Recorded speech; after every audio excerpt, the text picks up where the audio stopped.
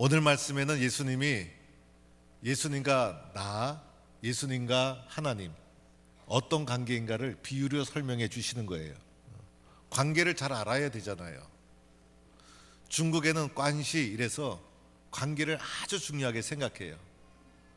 관계가 좋으면 기분도 좋고, 관계가 좋으면 일도 잘 되고, 관계가 좋으면 행복하고, 관계가 깨지면 가정도 깨지고 교회도 무너지고. 예수님과 나와도 관계예요. 관계. 이 관계를 잘 알아야 돼요. 그래서 그 관계를 비유로 설명하는데, 오늘 15장 1절에는 나는 참 포도나무요 내 아버지는 농부다. 또 5절에 가보니 나는 포도나무요 너희는 가지다. 그래서 이 1절과 5절을 종합해 보니까 하나님은 농부예요. 농부. 그래서 하나님이 농부가 되어서 포도나무를 잘 가꾸는 거예요. 물도 주고 햇빛도 비추고 양분도 주고. 그래서 농부는 포도나무를 잘 키우는 사람. 그런데 농부가 키운 그 포도나무를 예수님으로 비유를 한 거예요. 그래서 포도나무는 건강하고 튼튼해서, 포도나무는 나무 나무를 얻기 위해서 포도나무 키운 게 아니죠. 뭐 조경수로 키운 것도 아니죠. 포도나무의 목적은 뭡니까? 포도나무는 유실수, 열매에 있는 거예요.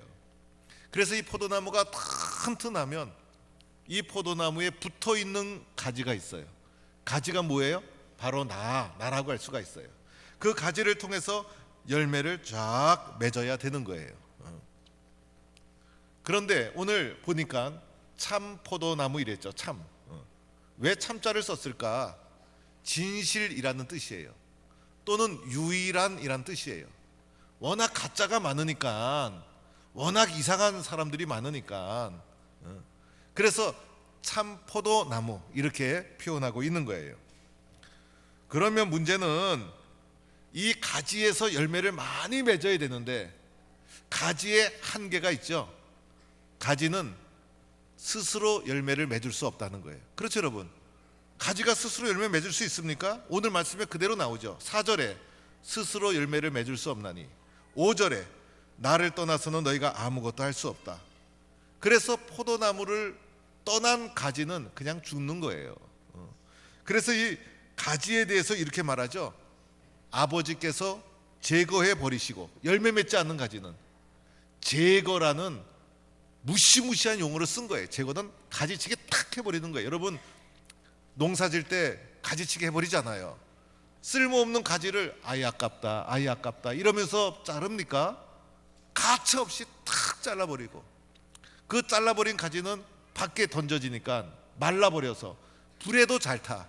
그래서 이것은 나중에 불쏘시개로 쓰여질 수밖에 없어요. 그래서 열매 맺는 가지는 밖에 버려져 마르나니 사람들이 뭐하다가 불에 사르느니라. 그래서 목적을 이루지 못하는 가지는, 붙어있지 못하는 가지는 잘라지고 불쏘시개로 쓰여질 수밖에 없는 거예요. 오늘 예수님이 이 말씀하는 의도가 다 있어요. 사실은 오늘 이 요한복음 14장이 고난을 앞에 둔 고별 설교의 그 부분에서 나온 거예요. 제자들이 십자가 고난 앞두고 버려진 가지처럼 예수님 부인하고 도망갈 것을 바라보신 예수님이 나를 떠나면 말라서 제거되고 불에 던져지는 운명과도 같다. 붙어 있어야 된다. 그래야 열매 맺는다 라는 것을 강조하고 있는 예수님의 말씀이라 할 수가 있어요. 그러면 나는 예수님께 쫙 붙어가지고 열매를 맺어야 되는데, 우리 포항동부의 모든 가족, 모든 성도, 모든 어린이, 모든 청소년, 모든 아기들은 그냥 예수님 포도나무에 딱 붙어가지고, 포도는 열매도 주렁주렁 포도나무 축복을 누리는 가지가 되기를 축원합니다. 붙어 있어야 되는 거예요. 쭉 붙어 있어야 돼. 예수님 쫙 붙어 있어야 돼. 떠나면 안 돼. 그래서 예수님께 붙어 있는 방법 3가지. 오늘 본문에서 예수님께 붙어 있는 방법 3가지가 있어요. 이 3가지를 탁 붙잡고 붙어 있어야 돼. 그래서 오늘 포도나무와 가지의 비유를 해 주시지만은 우리가 영적으로 예수님께 붙어 있는 방법, 첫째는 예수 그리스도에 대한 확신을 가져야 돼. 예수님밖에 없어요. 확신이 있어야 돼. 믿음의 확신. 누구에 대한? 예수님에 대한 믿음의 확신. 오늘 말씀 그것을 말해주는 거예요. 2절에 보니까 열매를 맺게 하려 하여 그것을 깨끗하게 하였느니라. 가지와 나무 사이에 깨끗해야 돼. 깨끗하려면 어떻게 해야 돼? 예수님에 대한 확신이 있어야 돼. 그 사이에 어떤 이물질이 들어가서도 안 되는 거예요. 3절에도 보니까 너희는 내가 일러준 말로 이미 깨끗하여졌다. 제자들에게 이미 깨끗해졌다. 왜 그랬을까? 예수님 믿고 따르는 믿음이 있었기 때문에. 오늘 나도 예수 믿고 영접해서 예수님을 향한 내 마음은 믿음이 깨끗해야 돼. 나와 예수님 사이에는 이물질이 없어야 돼. 예수님을 바라볼 때 내 마음은 순수하고 깨끗하고 정직하고 확신이 있어야 돼요. 예수님만이 나를 도와주신다. 예수님만이 나를 구원해 주신다. 예수님만이 열매 맺게 해주신다. 예수님만이 나를 도와주신다. 예수님만이 생명이다. 나와 예수님 사이가 깨끗해야 돼. 그래야 예수님이 주시는 힘이 나에게 전달이 되어서 열매를 맺잖아요. 이게 뭐예요? 믿음, 확신. 이것이 예수님께 딱 붙어있는 길이라는 것이에요. 이렇게 붙어있는 성도가 되기를 축원합니다. 두 번째는 말씀에 의지해야 돼. 말씀 의지해야 돼. 말씀을 믿어야 돼. 오늘 말씀 보니까 이런 말이 제일 많이 나와요. 내 안에 거하고 너희 안에 거한다. 그죠? 4절에도 보니까 포도나무와 가지를 비유하는데 내가 내 안에 거하라. 나도 너희 안에 거하리라. 붙어있는 장면을 거하리라. 그러니까 예수님이 내 안에, 내가 예수님 안에. 우리는 이 말씀을 이해를 하죠. 가지는 가지고 포도나무는 포도나무인데 포도나무가 가지 안에, 가지가 포도나무 안에. 이해가 잘 되지 않지만은 영적인 말씀이니까 우리는 이해가 되죠. 5절에도 보니까 그가 내 안에, 내가 그 안에, 이렇게 표현되어 있어요. 이게 뭘까 도대체? 7절에도 보니까 너희가 내 안에 거하고 내 말이 너희 안에 거하고. 7절에 읽다 보니까 눈에 띄는 단어가 딱 나와. 7절에 이렇게 써져 있어요. 너희가 내 안에 거하고 내 뭐가? 말이 너희 안에 거하면. 즉 말씀이 내 속에 들어올 때 그게 예수님이 내 안에 거하는 거고 내가 예수님 안에 거하는 거예요. 오늘 15장 2절에도 이렇게 되어 있어요. 15장 2절에도 15장 3절에도 너희는 내가 일러준 말로 이미 깨끗하여졌느니라. 말씀이 내 안에 들어오고 말씀에 대한 믿음이 있을 때 내 안에 예수님이 거하신다라고 할 수가 있어요. 말씀을 수용하지 않으면 예수님 내 마음에 없는 거예요. 말씀을 아멘 하고 수용하고 말씀대로 될 줄로 믿고 말씀을 사랑하고 말씀을 의지하고 말씀을 충만히 내 속에 받아들이고 그러면 뭐예요? 예수님이 내 안에 있고 내가 예수님 안에 있는 것을 이렇게 표현하고 있는 거예요. 그것이 잘 붙어 있는 거예요. 말씀 없이 어떻게 예수님께 붙어 있다고 말할 수가 있겠어요? 그래서 우리들은 오늘도 주님 말씀대로 믿겠습니다. 말씀대로 순종하겠습니다. 말씀을 사모합니다. 사랑합니다.